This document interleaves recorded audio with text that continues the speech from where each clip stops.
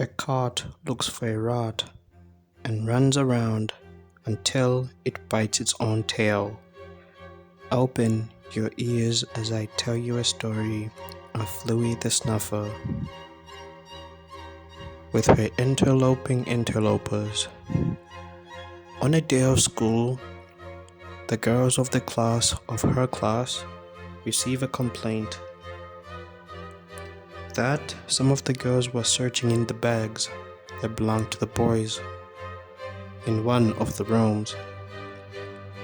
The girls denied it all, saying, "Gross, why would we touch things that be of boys, of their clothes, of their stuff, and in their room? For there you might end up even catching strange things like underwear and socks. Why on earth would we search them? What do they have that we would want?"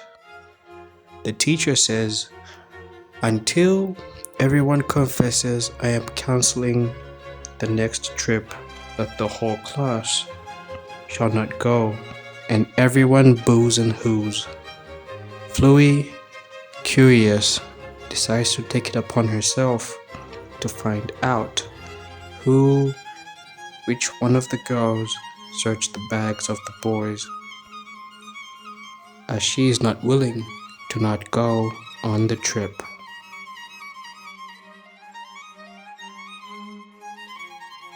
A cat looks for a rat, and it runs in circles until it bites its own tail.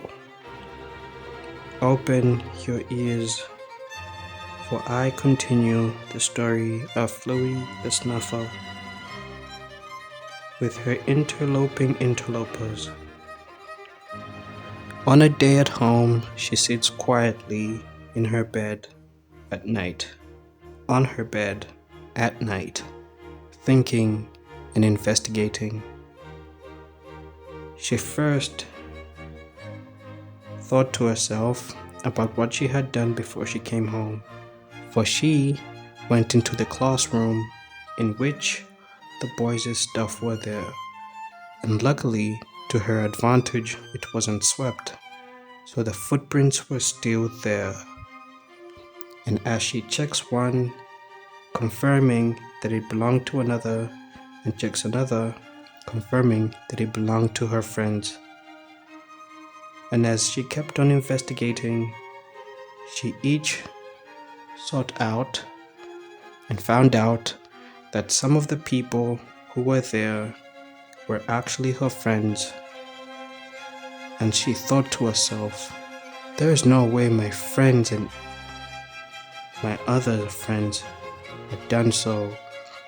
For before she had left school, she said to a teacher that she would give a list and finding of whosoever did so, for she was not willing to miss out on the trip.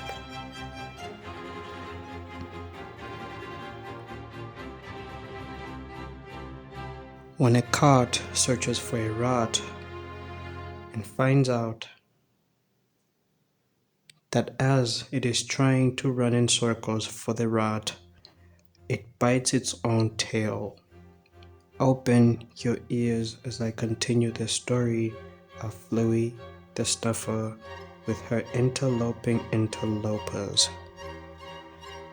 In this midst, Fluy investigated and found out that majority of her friends were the ones who are responsible, and she thought to herself in bed, contemplating of the day she had investigating, how could such a thing happen? And then on her side she had a picture of one that they had together on a day they decided to get ice cream of the same flavor.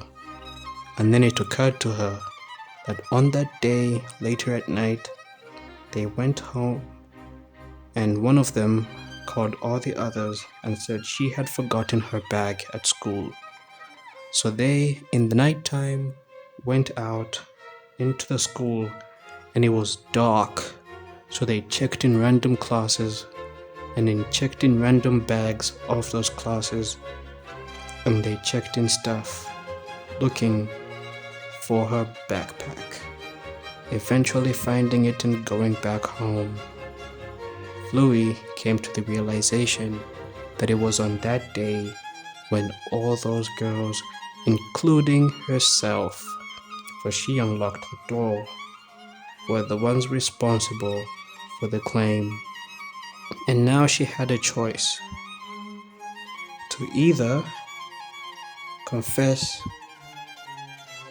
and have herself and all her classmates punished, or to keep quiet about the event and say that she had not found the answer. On the next few days, we find out that everyone went for the trip except for Fluy and her friends. For on another day, she told the teacher everything.